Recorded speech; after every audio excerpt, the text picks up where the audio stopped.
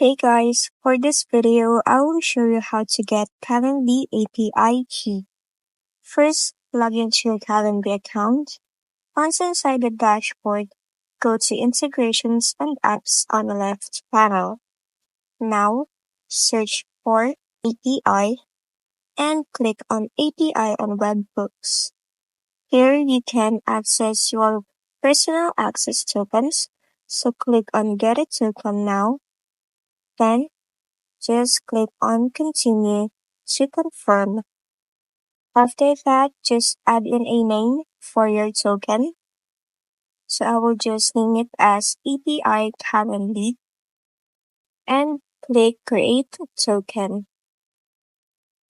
Now, just enter the code sent to your email address. Just type it in. And now you will have your personal access token. And make sure that you copy it since you won't be able to access it again. And that's it. You now have your Calendly API.